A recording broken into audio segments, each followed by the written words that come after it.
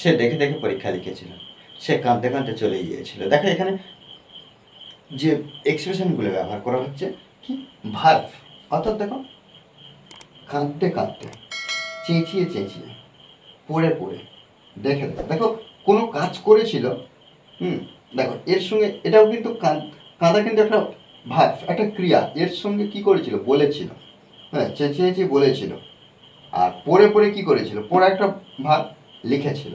দেখো এই বাক্যগুলো আমরা সহজভাবে খুব সুন্দরভাবে ইংলিশ ট্রান্সলেট করার চেষ্টা করবো। দেখো তাহলে সে অর্থাৎ আমরা যে সাবজেক্ট পাবো সেই সাবজেক্টটা ফার্স্ট টাইম বসাবো, সে অর্থাৎ সি লিখতে পারি অথবা হি লিখতে পারি, বা যে কোনো সাবজেক্ট আমরা যা পাবো সেখানে বাক্যের ফার্স্ট টাইম লিখবো। সে কাঁদতে কাঁদতে বলেছিল, তাহলে এখানে বলেছিল সি টোল্ড,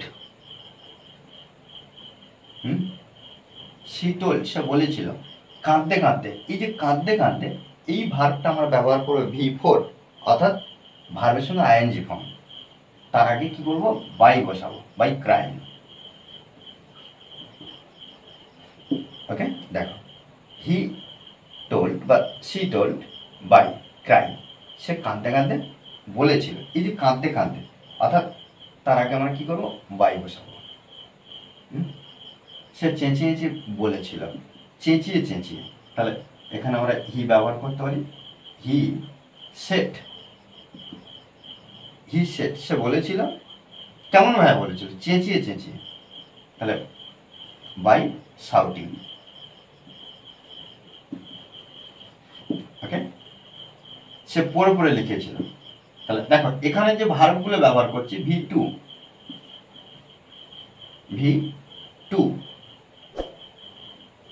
সে পড়ে পড়ে লিখেছিল, তাহলে এখানে আমরা হি ব্যবহার করতে পারি, হি লিখেছিল, রাইট মানে লেখা, যেহেতু V2 ব্যবহার করছি, রোট,